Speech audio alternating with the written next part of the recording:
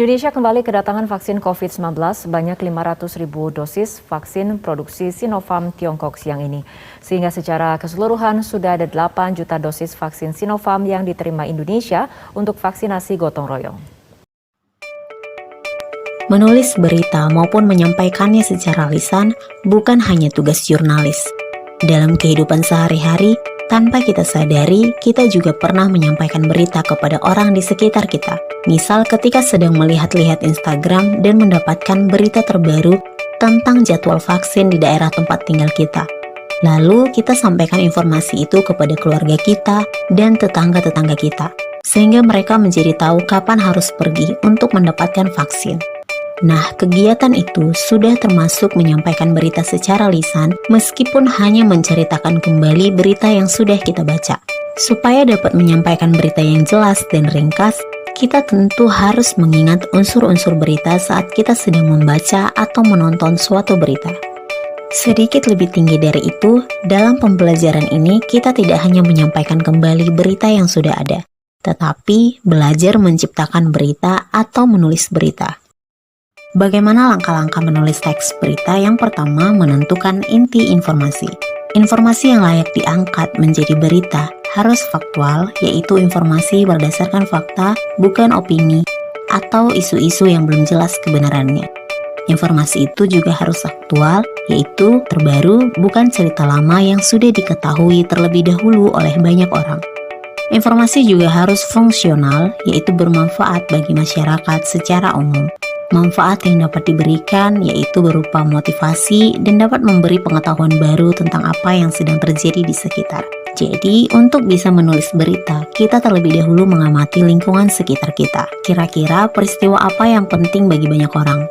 Penting artinya tidak hanya menyangkut persoalan fenomena alam seperti gunung meletus, banjir, gempa, dan sebagainya, atau peristiwa kecelakaan, kebakaran, pencurian, pembunuhan, dan yang lain. Tetapi sesuatu yang dapat menambah pengetahuan pun dapat dijadikan berita. Misalnya di lingkungan sekitarmu ada jenis tanaman yang jika diolah dapat memberikan manfaat untuk kesehatan. Jika menurutmu hal itu belum banyak diketahui orang lain, maka tulislah berita tentang itu. Contoh yang lain, jika masyarakat di sekitarmu masih rutin menjalankan gotong royong untuk membersihkan lingkungan, bahkan di masa pandemi COVID pun, jadwal membersihkan lingkungan itu disusun secara efektif agar tidak menularkan virus, maka kebiasaan baik itu dapat kamu jadikan berita untuk memotivasi orang lain. Atau siswa perwakilan sekolahmu baru memenangkan lomba kompetensi sains nasional atau KSN. Nah, kamu bisa menjadikan itu berita. Selain memberikan informasi kepada banyak orang, kamu juga sekaligus sedang mempromosikan sekolahmu agar lebih dikenal banyak orang. Jadi ingat ya, dalam menentukan inti informasi atau sumber berita yang akan kita tulis, kita dapat mengamati lingkungan sekitar kita terlebih dahulu. Langkah yang kedua dalam menulis berita ialah membuat daftar pertanyaan. Buatlah daftar pertanyaan dengan pola adik Simba untuk dapat kamu gunakan dalam menemukan informasi yang akan dijadikan berita. Contohnya, kita ingin menulis berita tentang kegiatan gotong royong di suatu desa. Kita bisa menggunakan daftar pertanyaan berikut untuk mendapatkan unsur-unsur penting berita. Langkah yang ketiga dalam menulis berita ialah mencari data-data.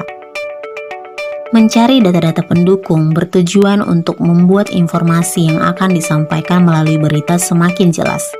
Mencari data dapat dilakukan dengan cara mendatangi sumber berita dan mengamatinya, maupun mewawancarai orang-orang yang berkaitan dengan berita yang akan kita tulis. Misal, jika terjadi pencurian di rumah tetangga kita bisa mewawancarai korban pencurian tentang kronologis kejadian yang baru dialaminya, apa saja yang hilang atau jumlah kerugian mereka, ada atau tidak korban jiwa, dan banyak hal lain yang bisa kita tanyakan. Kita juga dapat mewawancarai polisi yang menangani kasus itu untuk mengetahui tindakan yang sudah maupun yang akan dilakukan. Jika yang akan kamu jadikan berita bukan sebuah peristiwa, melainkan sesuatu yang menambah pengetahuan seperti mengolah jenis tanaman tertentu untuk kesehatan, kamu bisa membaca buku, mewawancarai ahli tumbuhan, guru biologi, atau mencari data-data pendukung dari beragam sumber untuk melengkapi informasi yang akan kamu sampaikan. Jika yang akan kamu jadikan berita berkaitan dengan kegiatan masyarakat, kamu bisa mewawancarai tokoh-tokoh masyarakat maupun orang-orang lain yang kamu anggap mumpuni untuk memberikan penjelasan atau data-data pendukung untuk berita yang akan kamu tulis. Dalam mencari data, kita bisa menggunakan daftar pertanyaan yang telah disusun sebelumnya untuk diajukan kepada narasumber atau sebagai pedoman mencari data dari beragam sumber. Jangan lupa ambillah foto yang berkaitan dengan berita yang akan kamu tulis. Langkah yang keempat, menyusun kerangka berita. Kerangka itu sama halnya dengan garis besar berita atau strukturnya. Membuat kerangka berita bertujuan untuk menulis berita yang informasinya sistematis. Yang kelima, mengembangkan kerangka. Jika kerangka sudah dibuat, langkah berikutnya adalah mengembangkan kerangka itu menjadi sebuah berita yang utuh. Tulislah informasi paling penting di bagian kepala berita, kemudian berikanlah data-data pendukung di bagian tubuh berita. Lalu tulislah simpulan berita di bagian ekor atau akhir berita. Ingat ya, dalam menulis berita strukturnya harus berurut dari kepala, tubuh, hingga ekor, supaya informasi yang akan kita sampaikan itu mudah dipahami orang lain.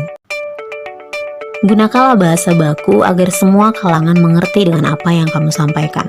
Selain itu, gunakanlah kutipan wawancara yang sudah kamu dapat sebelumnya. Tulislah dengan bervariasi, yaitu sebagian dalam bentuk kalimat langsung dan sebagian lagi menggunakan kalimat tidak langsung. Jangan hanya menuliskan kutipan wawancara saja, karena itu namanya skrip atau naskah wawancara, bukan berita. Menulis berita adalah menyampaikan suatu informasi dan data-data penting dengan bahasa sendiri. Jadi dalam menyampaikan berita dalam bentuk tulis maupun lisan, gunakanlah bahasa yang mudah dipahami tanpa mengurangi informasi penting yang ingin kamu sampaikan kepada banyak orang. Yang keenam, menentukan judul berita. Judul merupakan bagian yang sangat penting dalam sebuah teks berita.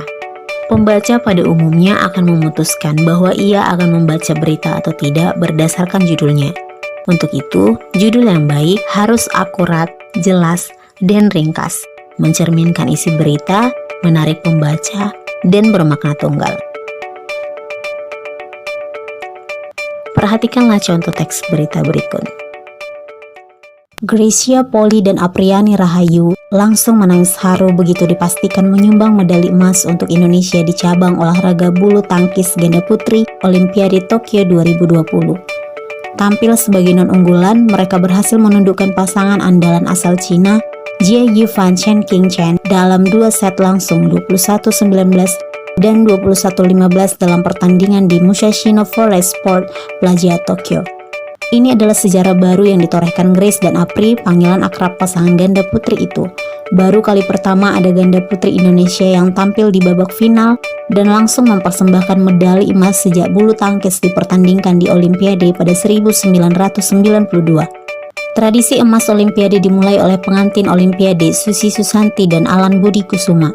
Menurut Susi, meraih medali emas bukanlah semata pencapaian pribadi, namun bukti nyata kerja keras anak bangsa untuk kebanggaan Indonesia. Nah, sekarang tulislah sebuah berita tentang sekitarmu dengan mengikuti langkah-langkah yang baru kamu pelajari sebelumnya. Rekamlah pembacaan berita yang sudah kamu tulis tersebut. Usahakan membaca berita dengan suara yang jelas agar mudah dipahami.